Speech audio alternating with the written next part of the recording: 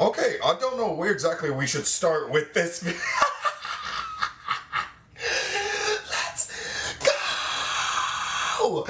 Listen, the USA-Mexico game is always one of the biggest of the year. It's always one of those things where, like, you have to be there to watch it. And I missed it last night, so I made sure not to watch a single thing of it. I decided I was going to actually just sit back and go through and watch the game. I wanted to do a live reaction of it just because of how absolutely insane it was. Christian Pulisic, my guy, how can you not love this man?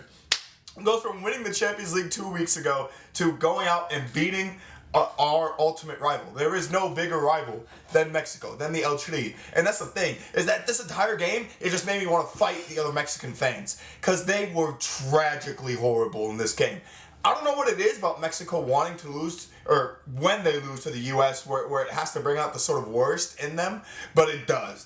Like, we're kind of used to losing to Mexico at this point, I feel like. Like, yeah, we hate it, but we don't go above and beyond. Well, I say that, but, I mean, literally getting on Twitter, there were a lot of semi-racist, tweets from Americans, from the defeat over Mexico.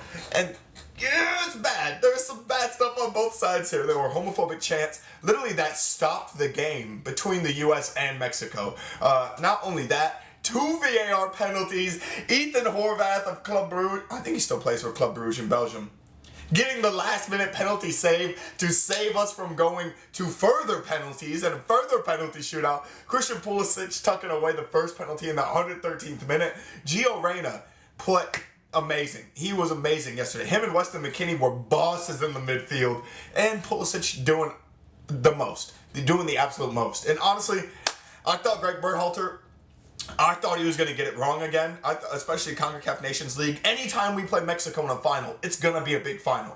It doesn't matter what it's for. It doesn't matter if it's for a major tournament. It doesn't matter what it is for, whether it's the Gold Cup, etc.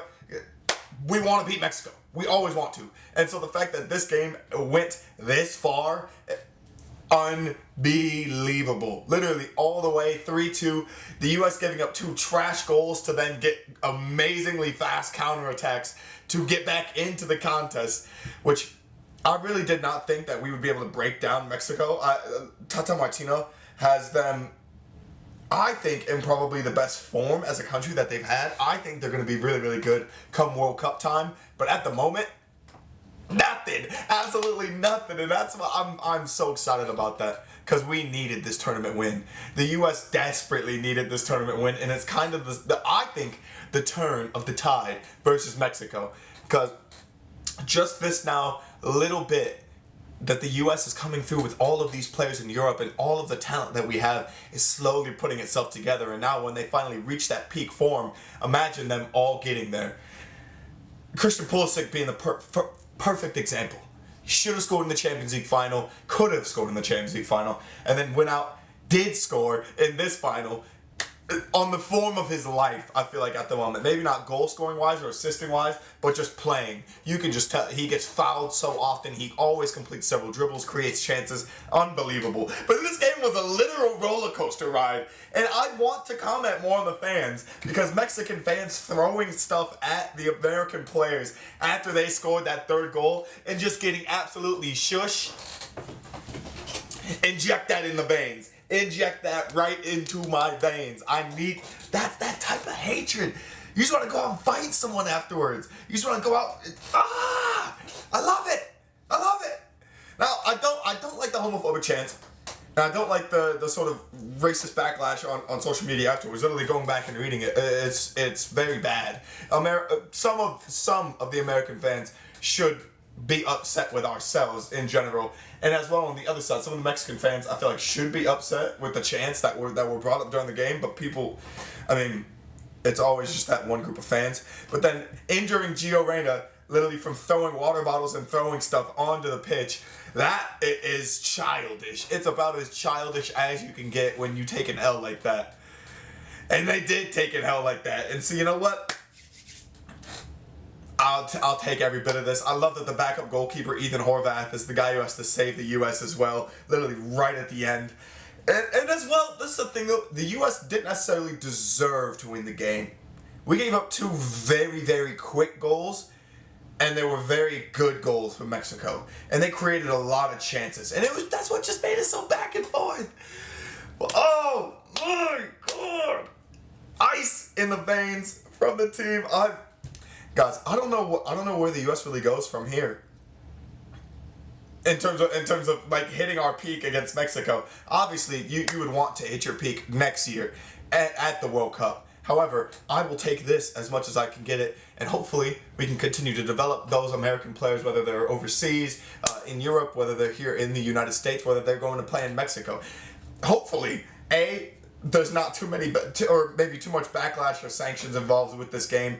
Obviously, it's going to be a big tie from now on, maybe to, not a big tie from now on, it's always been a big tie, but some backlash maybe coming from the contest. But as well with that, is like, I feel like Mexican fans are a little scared. You knew this has been coming. It's been brewing, okay? We've always been super close to matching the talent level of Mexico, at least at the top level, but we've never quite gotten there, whether it's not having the goal scorers, whether it's just getting tactically demolished, whether it's the speed of the game in general.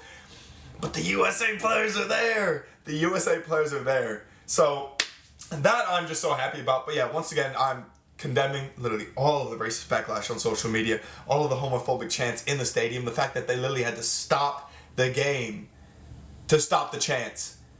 Why do you think Christian Pulisic is pulling out this because it's bad. It was bad. You could hear it on TV, literally just watching it. So hopefully that is fixed in the future, but obviously you guys gotta let me know your thoughts down in the comments below. What did you guys think of the game? What were your thoughts? How excited were you guys to watch the game? I was overjoyed.